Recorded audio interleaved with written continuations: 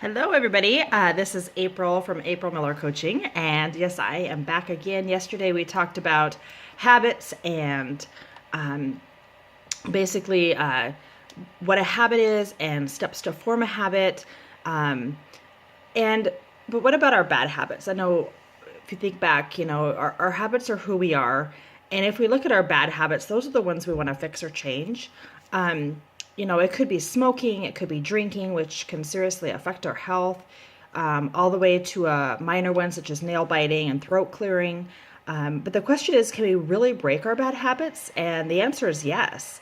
And while it's true that the more often you do it, the more difficult it may be to break it, it is still possible. And it's actually only a 3-step process. So the first step is to be conscious about your bad habit. Figure out why you're doing it. Why are you picking up that cigarette? Write down the event leading up to it. Write down your feelings. Why are you biting your nails? Whatever it is, you want to be conscious of why you're doing what you're doing. So it might take a little bit of work to go, okay, wait a minute, stop, and figure out how you're feeling. And that which leads me into my second step, which is put it in writing. So when you're becoming more conscious about why you're doing what you're doing, write it down. Write down what the bad habit is, write down how you're feeling, and keep this log for about a week. And then analyze whatever triggers that you are having in order to cause yourself to have this bad habit. Another way to do this with writing is listing your pros and your cons of this behavior that you're having, and then keep a record of when you're doing it.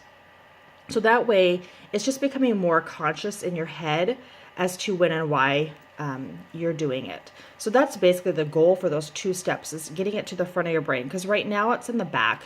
You're automatically doing it. You're not even thinking about it. You don't even stop. It's like breathing. So you want to back yourself up a little bit and put it in the forefront of your brain. So now that it's in the forefront of your brain, so you want to make sure that you're consciously figuring out what's going on. So you've got to be patient with yourself.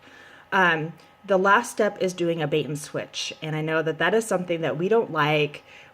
Companies or whoever bait and switches us, jobs, we don't like that, but we do want to do that to ourselves because that's how we're going to replace that bad habit. So for example, if you're a nail biter, you can try to chew gum. I've been a nail biter all my life.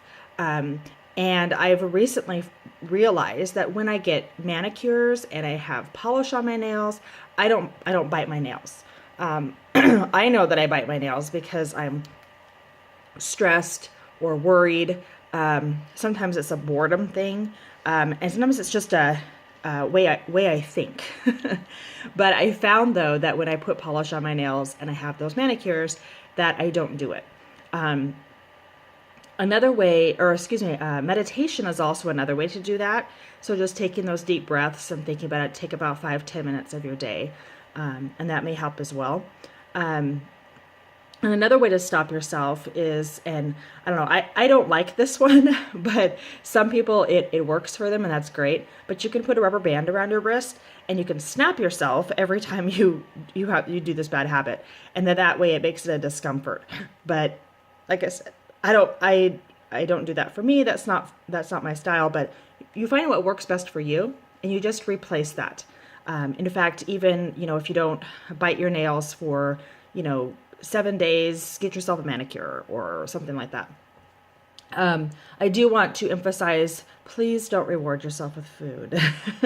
That's developing another bad habit, and which is another topic, but you don't want to reward yourself with food. Reward yourself with, something that makes you feel good, an outfit, manicure, pedicure, whatever it is. So anyways, I hope these 3 steps work for you. I would love to hear how it's going, so please let me know, and I will see you next time. Bye.